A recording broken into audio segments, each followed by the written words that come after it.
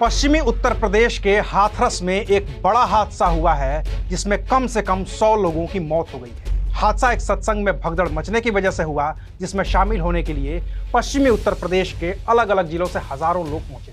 लेकिन सवाल है कि आखिर वो बाबा कौन है जिनके सत्संग में शामिल होने के लिए इतनी बड़ी संख्या में लोग पहुंचे थे, और आखिर सत्संग में ऐसा हुआ क्या कि भगदड़ हो गई और उसमें सैकड़ों की जान चली गई। बताएंगे विस्तार से। नमस्कार, मैं हूं अविनाश और आप देख रहे हैं अंकर। जिस बाबा के सत्संग में इतनी बड़ी भगदड़ हुई है उन्हें लोग नारायण सरकार हरि के नाम से जानते हैं। दूसरे तमाम संतों की तरह वो भगवा धारण नहीं करते हैं, बल्कि किसी कॉर्पोरेट एम्प्लॉय की तरह 3 पीस सूट पहनते हैं और भक्तों को मोह माया से ऊपर उठकर ईश्वर की भक्ति में लीन होने का ज्ञान देते हैं। उनके पोस्टर में लिखा होता है कि सोच कर देखो साथ क्या जाएगा।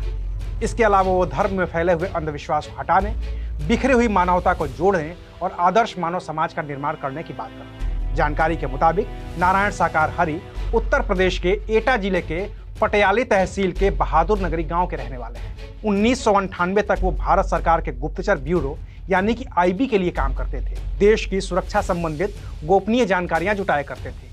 लेकिन 1998 में उन्होंने सरकारी नौकरी छोड़ दी और धर्म के रास्ते पर आगे बढ़ गए।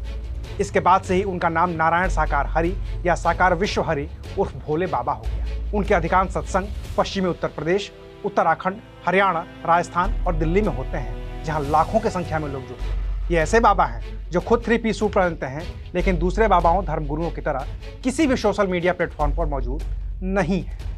बाबा के अनुयायियों में सियासी लोग भी शामिल हैं। समाजवादी पार्टी के मुखिया और उत्तर प्रदेश के पूर्व मुख्यमंत्री अखिलेश यादव भी साल 2023 में बाबा के मंच पर हाजिरी लगा चुके हैं। आमतौर पर बाबा का कार्यक्रम मंगलवार को ही होता है। कोरोना काल में भी जब पूरी दुनिया में लॉकडाउन था तो ये बाबा अपना सत्संग चलाते रहते थे। उनका ऐसा ही एक कार्यक्रम 2 जुलाई को मंगलवार को हाथरस के सिकंदरा राव के फुलरई गांव में था। इस कार्यक्रम में भीड़ ज्यादा थी। इसके अलावा गर्मी और उमस भी थी, लेकिन कार्यक्रम ठीक ढंग से पूरा हुआ। सत्संग के खात्मे के बाद बाहर निकलने में भगदड़ मची और इसी भगदड़ में इस वीडियो को शूट करते वक्त कम से कम 100 लोगों की मौत हो चुकी है। मरने वालों में सबसे ज्यादा संख्या महिलाओं की है, जो दूर दराज से इस सत्संग में शामिल होने के लिए आई थी। बताया जा रहा है कि इस कार्यक्रम के लिए एसडीएम ने इजाजत दी थी, लेकिन इतनी बड़ी भीड़ के लिए पर्याप्त इंतजाम न होने की वजह से हादसा हुआ और मृतकों का आंकड़ा 100 को पार कर गया, जिसमें महिलाओं और बच्चों की संख्या ज्यादा है। तहसील सिकंदरा राव में एक समागम का आयोजन प्राइवेट आयोजक द्वारा किया गया था, जिसमें कि निम्न साहब ने परमिशन ली थी और परमिशन लेने के बाद ये आयोजन किया गया था। उसमें उस दौरान ये आयोजन के बाद जब भीड़ निकल रही तो उस दौरान ये घटना हुई। तो क्या कुछ वजह निकल के आई जिस तरह से अचानक से ये घटना हुई, लोगों की जान गई, भगदड़ की वजह क्या थी या कुछ और निकल के आई?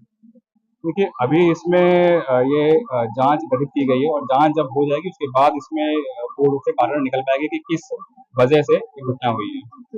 उसकी जांच कमेटी तैयार की गई है, इसकी उच्च अधिकारियों की जांच कमेटी गठित की गई है। अभी हमारा जो प्राइमरी पर्पस है कि हम सबको जो भी उपचार देना है उपचार दें और उसी की दिशा में हम लोग कार्रवाई कर रहे हैं। अभी राहत बचाव कार्य में पूरा प्रशासन लगा हुआ है, क्या कुछ आंकड़ा निकल के आया?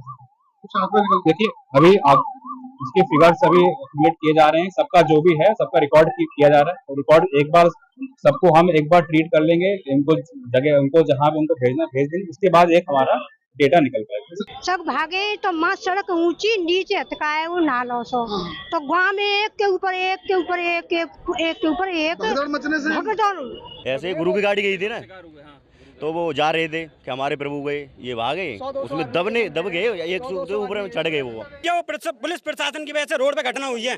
पुलिस प्रशासन ने जो है मुस्तैदी से अपना काम नहीं किया है। पुलिस प्रशासन की जिम्मेवारी के हिसाब से ये इतना कांड हुआ है। पुलिस प्रशासन ने एक रोड जो बंद था, जाम लगा हुआ था रात 11 बजे से, वो जाम खुलवाया पुलिस प्रशासन ने। एक डॉक्टर थे, बाकी के कोई नहीं। सीनियर ऑफिसर यहाँ पे मौजूद नहीं है, न कोई सीनियर डॉक्टर यहाँ पे। सीएमओ साहब अभी तक आए नहीं है, कोई सुनने वाला नहीं है। हादसे पर हर सियासी दल की प्रतिक्रिया आई है और सब ने इस हादसे पर दुख जताया है। दुखद हुई और इसकी जिम्मेदारी सरकार को लेनी चाहिए, क्योंकि सरकार ही व्यवस्था में सुरक्षा से लेकर के सब इंतजाम देखती है। आगे सरकार ने इंतजाम क्यों नहीं किया? अगर आयोजन इतना बड़ा था तो सुरक्षा का इंतजाम भी सरकार को करना चाहिए। घटना हाथरस वाली हुई, उसमें हाँ, 100 से भी ज़्यादा लोगों की सूचना आ रही है कि लोगों ने जान गंवाई है। तो सभी परिवार वालों के साथ हमारी संवेदनाएं हैं और यह सरकार की जिम्मेदारी थी और सरकार को इस पर जांच करनी चाहिए कि आफ्टर ऑल इतनी बड़ी घटना कैसे घटी। ट्रेजेडी हुई है। मैं सबको कंडोलेंसेस देता हूँ